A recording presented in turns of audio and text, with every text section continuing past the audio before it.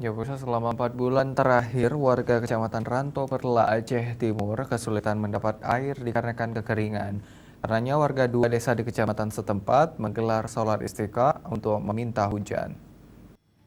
24 kecamatan di Kabupaten Aceh Timur mengalami kekeringan selama 4 bulan terakhir dilatar belakangi persoalan sulitnya mendapatkan air akibat mengalami kekeringan. Warga di dua desa di Kecamatan Ranto Perla pun melaksanakan sholat istiqa di lapangan bola Desa Brandang di desa setempat. Permohonan warga melakukan sholat sunat tersebut bertujuan agar hujan segera turun dan dijauhkan dari segala permasalahan. Meski hanya warga di dua desa yang melaksanakan sholat, namun kekeringan dirasakan di puluhan kecamatan di Kabupaten Aceh Timur itu.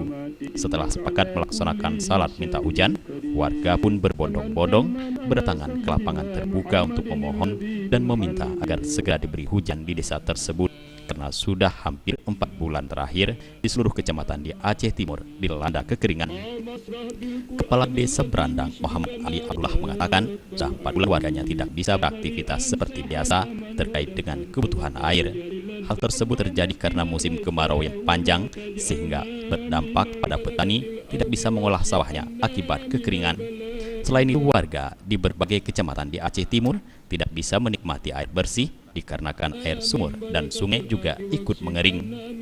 Kepala Desa Brandang berharap agar pemerintah mengupayakan dan membantu meringankan warga yang kesulitan air di musim kemarau ini dan sesegera mungkin menyalurkan air bersih di setiap desa yang berada di 24 kecamatan yang berada di Kabupaten Aceh Timur. Dari Aceh Timur, kontributor Aceh TV melaporkan.